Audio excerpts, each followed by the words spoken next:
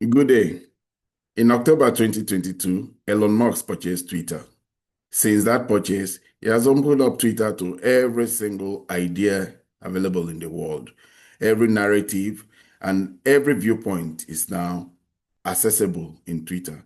He has made Twitter the marketplace of all the voices that were shut out, sanctioned, and reviled. Twitter is now the #1 news source in 150 countries. As a geopolitical analyst, I have my own feed on Twitter, and I get my feed for geopolitical happenings across the world. And through it, we get to know quite a lot of the different strands of ideas and different strands of news narratives that people put out there. Welcome to my channel, Ibima Mungo's Perspective on Global Affairs. If you're new to my channel, please subscribe. If you have any opinions regarding the ideas and views I express in this video, please put them in the comment section. Do well to like and share. This here is my X review for today. I would want to start with the first story out there. The story is one that has to do with President or Prime Minister Netanyahu. Prime Minister Netanyahu went to the ongoing United Nations General Assembly to give his speech. And it seemed like most countries walked out of the speech on the UN, leaving him to talk to an empty hall. President Netanyahu will be the second president that will be talking to an empty hall in the United Nations. After President Zelensky, ironically. Many people may not have known it, but President Zelensky was talked to an empty hall. This is their own form of protest against what's going on in Gaza. And it was quite telling. It's their own little way. President Netanyahu is now slowly being isolated. Before countries will be considered anti-Semitic if they did anything that seemed to put Israel in a bad way. But these days, it's not uncommon for people to criticize President Netanyahu, Prime Minister Netanyahu, because of what his policy against Gaza. This policy has estranged him from not only the Jewish community and generally to a large number of countries all over the world, but even the Jewish community in America is against what he's doing. Already we see how so many countries are now beginning to recognize Palestine because of the actions of President Netanyahu Prime Minister Netanyahu in Israel and in Gaza. It will be a shock to him, obviously, because before he was always fitted anywhere he went to. But now the world has turned. There's an inflection point. It used to be that you cannot do this against an Israeli prime minister, but now it's happening. The second story we have here now is the one with Peskov.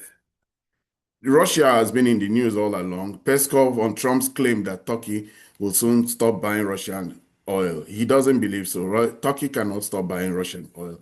Turkey is carrying on a strategy of strategic ambiguity. They do not particularly show the fact that they take sides in this war. They are not part of it in their own way. The war between NATO, Ukraine, and Russia has actually shown that Turkey has become strengthened by it. They have created a marketplace for the Russians. They did not take any side, so they have created they are like an intermediary. So Russian businesses still thrive in Turkey. The Turk Stream is very important to Turkey. They get oil and gas very there and send it to Central and Southern European countries, Greece, Turkey, Hungary, and Slovakia. So it's not going to be possible. The next story, well, this is another story that continues with the event that happened in the United Nations General Assembly just before Prime Minister Netanyahu's speech. Moment delegations walked out during Prime Minister Benjamin Netanyahu's speech at the UN General Assembly. Yeah, these are all indications of protest somehow. If he didn't, he never would have had this. Nobody would have thought that anybody would dare stand up whenever an Israeli prime minister was talking. They've always had their differences, maybe Arab countries, maybe But now the whole world has stood against him, and Netanyahu has found himself in a place he's not. Already, we saw that even in his hotel in New York, there had to be very extensive security to protect him. Protesters harassed his hotel until this this event today. Here we have Mark Rutte yesterday on CNN fabricating claims about India and Russia, which is confirmed by Indian foreign minister, turned out to be a complete lie. Yes, Mark Rutte. But this immediately impacts Russia. Mark Rutte is very much in the mix of this war. We know that this war, he took over for Jan Stoltenberg, the Norwegian former Prime Minister of Norway, was a very stringent NATO supporter of the war. He was Secretary General, but now we have Mark Rutte taking over, and this is what he had to say about India purchase of Russian oil. India. Yes, but I put that on Russia. Yeah, but this immediately impacts Russia, because that means that Delhi is now on the phone with Vladimir Putin in Moscow, and Narendra Modi asking me, hey, I support you, but again, could you explain to me this strategy? Because I have now been hit by these 50% tariffs by the United States. So big one. Yes, it's not going to happen. India has insisted that they will continue to buy Russian oil. Russian oil is very important to them. One, as a domestic source of domestic cheap oil, but most importantly, they gain a lot of foreign exchange by selling it onward to Europeans. The Europeans are lying to themselves because they continue to buy Russian oil through intermediaries like India. So Modi denounces false NATO claim about Putin phone call. They are claiming that India is going to stop buying it. It's not happening. India has said it repeatedly. The Russian oil is one that they need, and that no country can tell them, a sovereign country like India, on what choices they should make. The next story is breaking news. Russian Ministry of Defense, our forces have taken control of the town of Yanokiva in Ukraine's Sumy Oblast.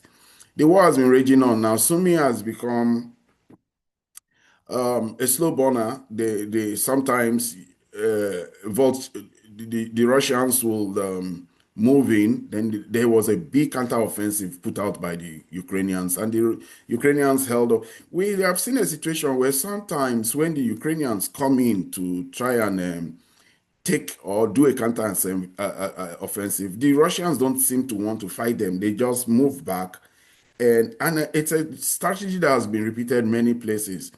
And they move back. They allow the Ukrainians to commit, take a lot of territory, and then they slowly destroy their forces, and ultimately they gain back those territories. So the Sumy counteroffensive seems to have fallen flat on its face, and the Ukrainians committed a lot of troops to that counteroffensive in Sumy.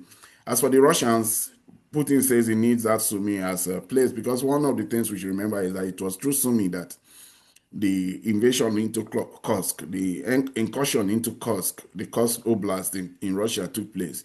So after gaining back the territory in Sumy, they went ahead and continued until they got, in Kursk, they went into Sumy, and they are trying to create a buffer zone there. This is just one of the communities, the villages around Sumy they may have taken over. It's been a slow one there.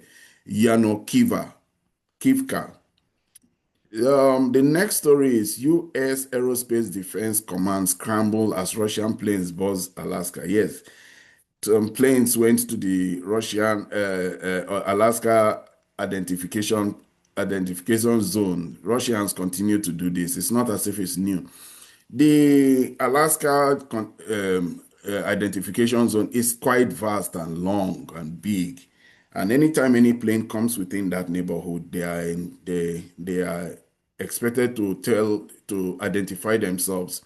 4 Russian aircraft, Tu-95 Bear bombers and 2 S-35 fighters were intercepted off Alaska, not American Airspace Defense Command confirmed. They were detected inside Alaska Air Defense Identification Zone. The U.S. scrambled heavy E-3 radar plane, 4 F-16 plus 4 KC-135 tankers. The Russians stayed in international space, never crossing into U.S. or Canadian territory. Moscow loves flexing its.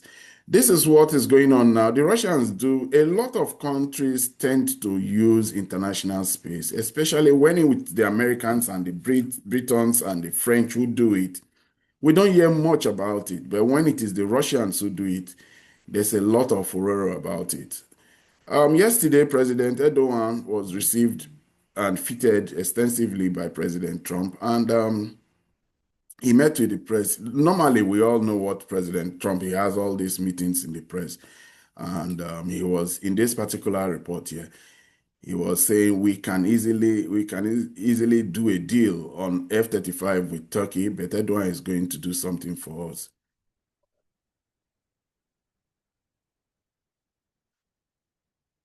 We'll be able to easily if I want. So we may do that, yeah.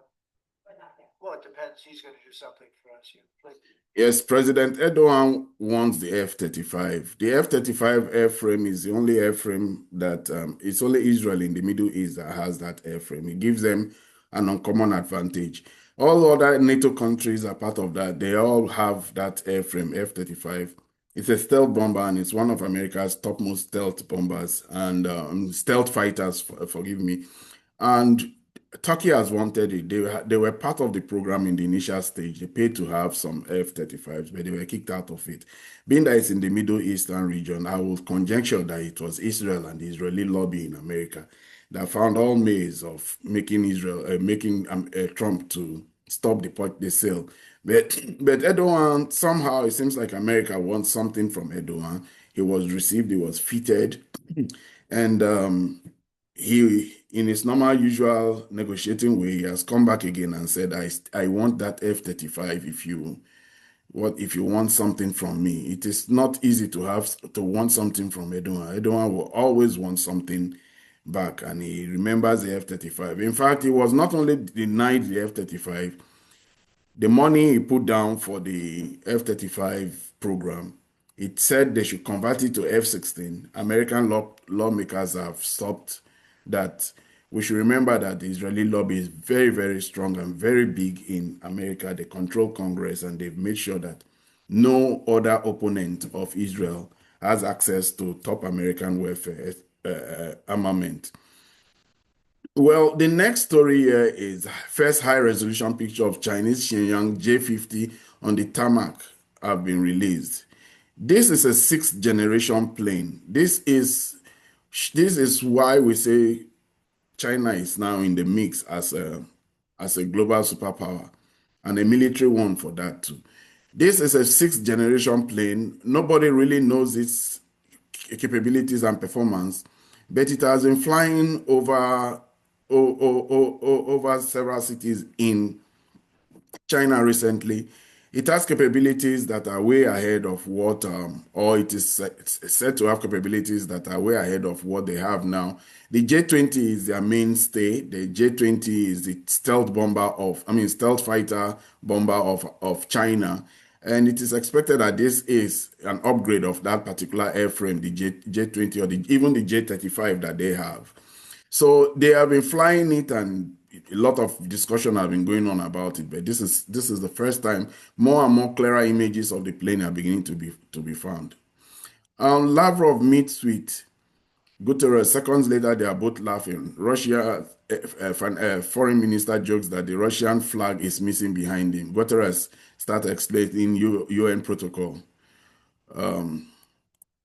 Let us hear it.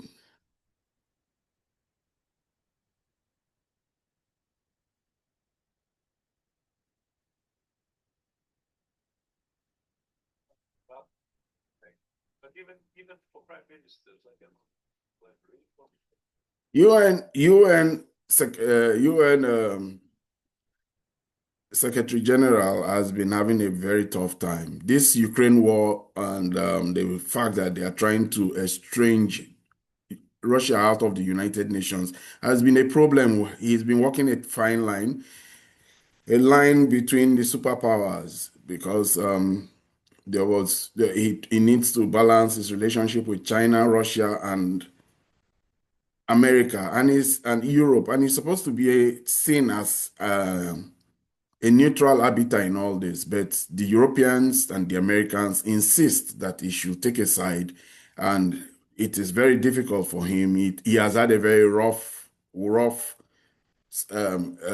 administration this term, because sometimes they expect him to make condemnations. Sometimes he has to visit Russia. Sometimes he was in the parade for China, and he's walking a very thin line, and he may just be very happy whenever this event is over, when his tenure is over. He reminds one of Boutros Ghali during the Iraqi war. Boutros Ghali was caught up in the lies of America, and eventually he was crushed and replaced by the Americans, who put in Kofi Annan, the Ghanaian diplomat who was Secretary General of the next news is nothing new here. Breaking news: Slovenia bans Israeli Prime Minister Netanyahu from entering their country. Yes, when he was coming to America, Prime Minister Netanyahu had to make a circuitous course that excluded France and Italy, countries that are now increasing their rhetoric against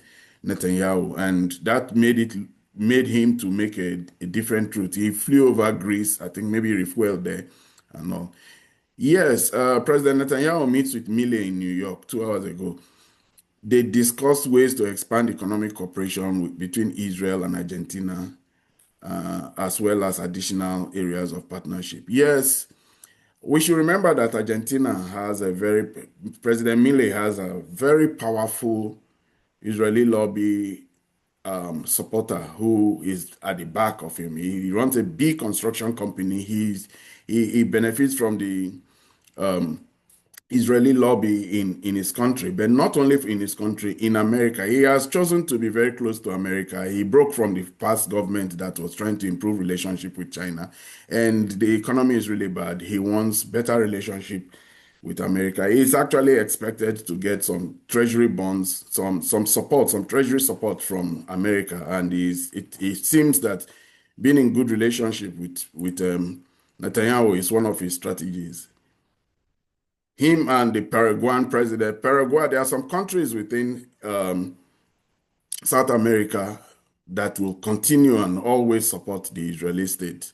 And Argentina is definitely, under Milei, is one of them. A lot of South American countries are already criticizing Netanyahu. They are making Colombia, Bolivia, they are very strong opponents of Chile. We saw how the Chilean president also bet. He can be rest assured that Argentina is in his corner. In this story here, we have one where Trump, I will not allow Israel to annex West Bank. Yes, he said it very forcefully yesterday. Yeah, but I'm not going to allow it. Whether I spoke to him or not, I did. But I'm not allowing Israel to annex the West Bank. There's been enough. It's time to stop now, okay? Yes, we really can't tell much about this particular outburst by President Trump.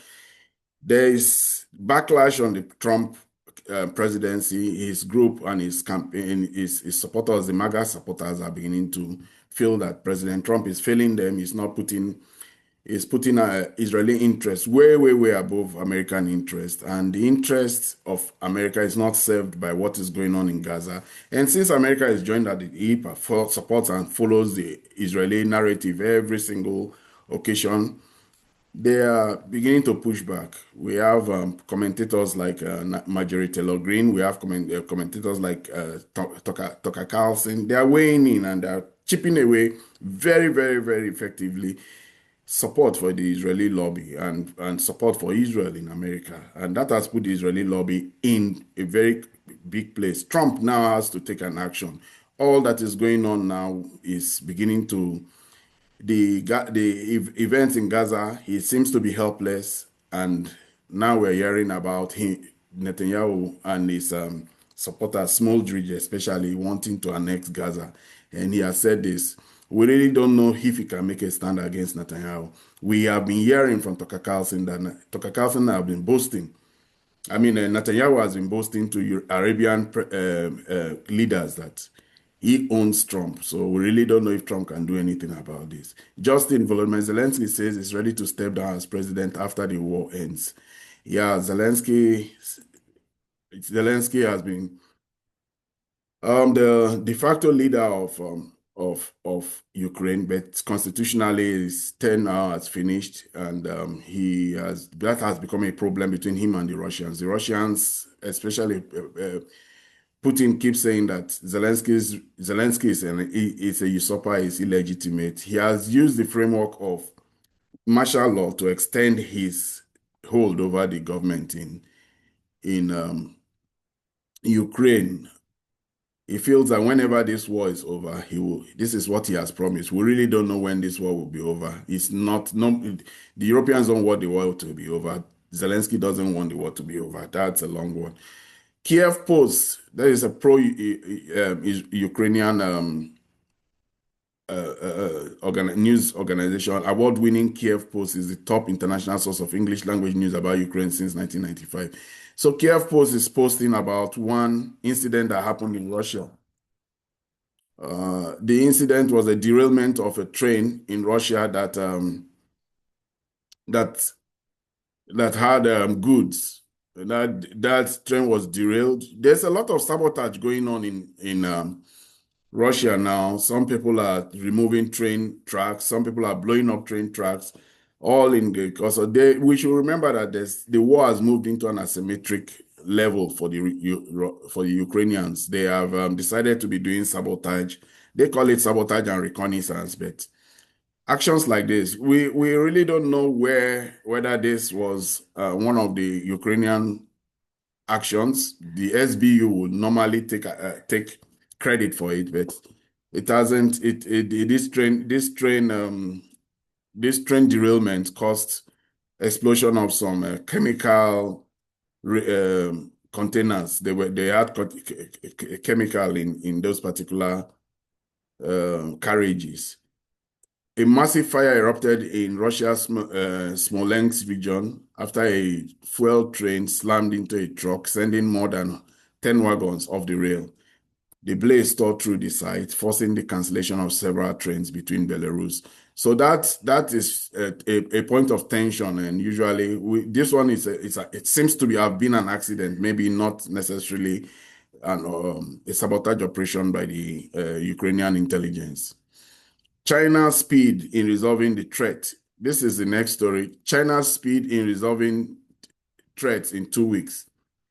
On 9th, September 11, Poland blocked China-Europe Railway Express to force China to stop supporting Russia. On September 15th, China Foreign Minister Wang Yi held talks with Poland Deputy Prime Minister and Foreign Minister. On September 22, China has a vessel leaving Ningbo for Britain in a new Arctic Sea route, threatening to bypass Poland for all future. And then on the September 23rd, Polish Prime Minister Tusk announced the reopening of border on 9th of September 25th. Well, this one here is a very interesting one. Poland's blackmail will be remembered by Chinese companies and people after China has been supportive of Poland all these years. It's very interesting. The war, this was the very first time that there was action against China's Belt and Road Initiative. They have the China-Europe Road rail network, and it runs through Poland. The China-Europe runs through Poland, and obviously it's a source of income for Poland. And it's a it's a strategy by the Chinese to try and unblock any choke points in the sea, especially the Malaga Strait. They've invested very extensively in it. The war in Ukraine has made them reroute in some places. But now Poland, during the Zapad 2025, they had to close their border with Belarus. And that affected the China to Europe train service. The Chinese appealed to the Poles to open the route. The Poles refused because they were very wary, they were very alert. They deployed 40,000 troops to the border. They were very alert that we should remember that it was during Zapad, it's an operation of Zapad that the Russians invaded had the incursion into Kiev in 2022, February 24, 2022. So the NATO also had their own operations going on there, their own exercise.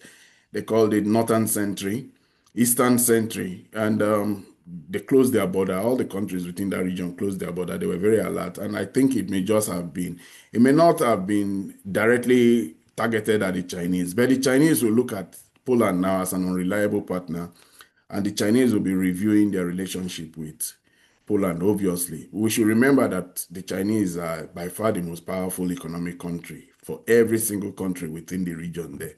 Lithuania found out. Lithuania went ahead and tried to have a problem with the Chinese. They went and tried to use the instrument of EU and NATO to block the Chinese. The Chinese dealt very decisively with Lithuania, and the Chinese, I think what Lithuania did was to recognize or allow the Taiwanese to open an office there in their country, and China's revenge was very bloody. They tried to bring the EU into the matter, but the EU found out that it was not worth their while to be going into a trade war with China. China is the superpower when it comes to trade and economics, and nobody wants to be their enemy in this time now, especially with a Donald Trump that nobody knows how much tariff he can put on your country.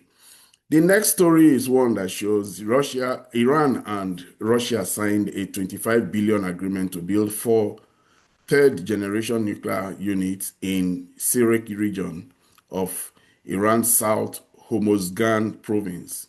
News state agency IRNA reported on Friday.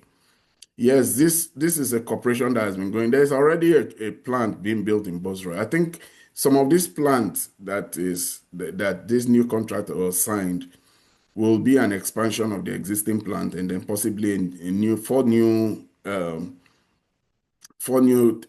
plants in another province. The cooperation between Russia and Iran is just extending. It's extending.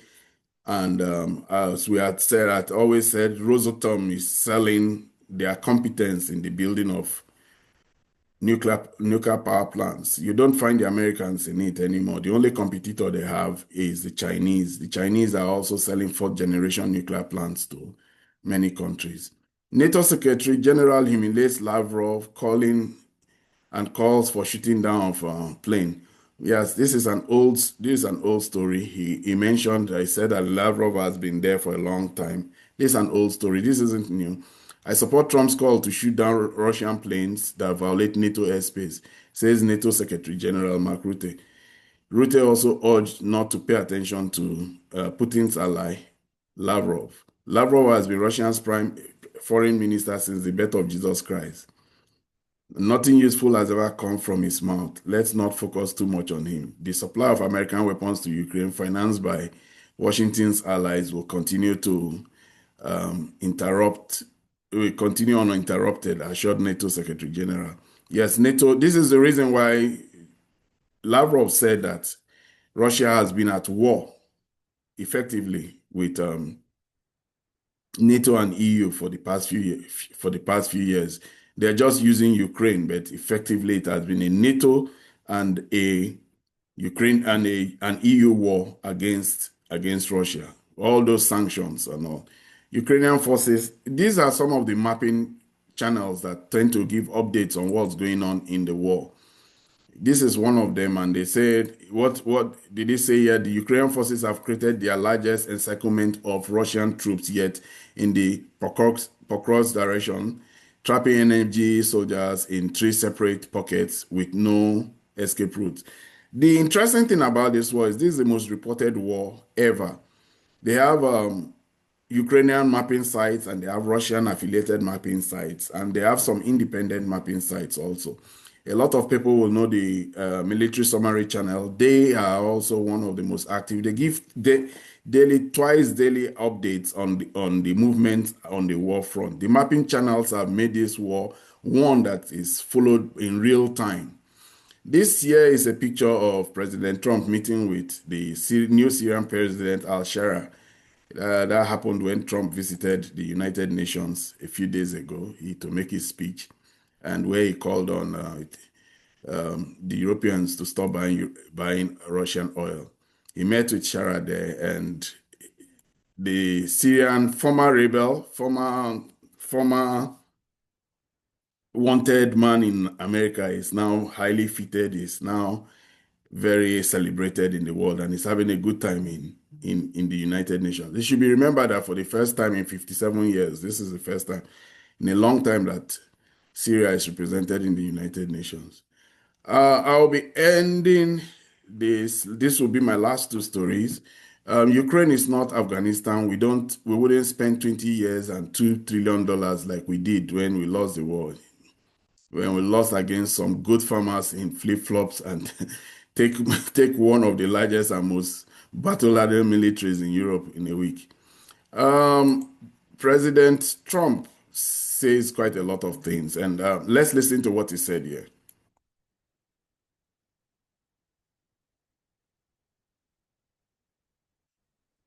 Territory, if any. In fact, they're losing some territory. So I think it's been very bad for the reputation of Russia. This war should have been over. If this were our war, we would have had it over in 1 week. They have put it all out on the line. Their economy is going to hell. They're bombing the hell out of everything, and they're picking up very little territory, if any. In fact, they're losing some territory. So I think it's been very bad for the reputation of Russia. This war should have. So obviously, President Trump here was reporting the talking points of the Ukrainians and people like Kit Kellogg, who is Ukrainian envoy, who believe that the Ukrainians are doing well. Emmanuel Macron even said it's only been 1% of the total landmass of Ukraine that they have won, that the Russians have won in recent times. Well, people who watch this, commentators say the reason is the strategy of the Russians is very different. It's not to win territory, but to attreat and destroy the Ukrainian army. And that, in that particular regard, they are achieving it. Obviously, this person here is a satirist, is reminding us about how America did in their performance against the Taliban. 20 years and $2 trillion later, they still lost to the Taliban. So that is just it. My last review will be of the Russian Iskander missile destroys the American Patriot system in the Dnipropetrovsk region. Footage shows the complete destruction of the launch platform, in addition to the MPQ-65 radar station that was hit by fire. We don't see, this is why I do this review. This is why I do this review. You will never see this kind of story in CNN, Fox News, or any of these other organizations. You will see it in Telegram. Telegram is where the Ukrainians put their own videos, and it's also where the Russians put their own video. The Russians have destroyed quite a lot of the Patriot systems. They have ISR. They can see all that is available. I saw a chart of the satellites, military satellites, and that countries have. America has 270 of those satellites. China has about 170 to 180. China can always deploy more of those spy satellites that see over the territories of every single country. Russia has about 110 of these satellites. Russia is particularly ramped up sending these satellites into space to be able to survey the territory that the war is taking place in. And they have quite a lot of those satellites looking down into Ukraine. But beyond that, too, we see how they have loitering ammunition. We have the cases where they are loitering ammunition and they are loitering drones, kamikaze drones, have been very effective in not only attacking, but sometimes also relaying information to the Russian command that they now send in the Iskander. The Iskander has become one of Russia's biggest tools in this war. The Iskander-M is a ballistic missile system, short range, but that it has been so effective in destroying Ukrainian military assets all across the war front. And this one, the Patriot missile, is something that is very, very hard to get. It's in some cases $1 billion for one unit. It comes with a radar system, and it usually is manned by, they won't say it, but it's manned by trained American experts. But And anyone they lose, we are seeing how desperately now they are scouring for the Patriot missiles. They're not getting it. The Europeans are not, upon all the rhetoric they put forward there, they're not releasing their own stock of Patriot missiles. America said they don't have Patriot missiles anymore to give to Ukraine. And each Patriot missile that is destroyed is very, very, very costly. Very, very, very costly for the Ukrainians. They are Russia now has almost complete total dominance of the airwaves of Ukraine, and it is because of this continuous degradation and destruction of their air defense systems. The German one, the IRST, the Norwegian ones, and even the American one, the Patriot missile, the Patriot battery, that makes Russia to have complete control using their drones, the two Garand 3 drones, to inflict so much harm and damage all across Ukraine.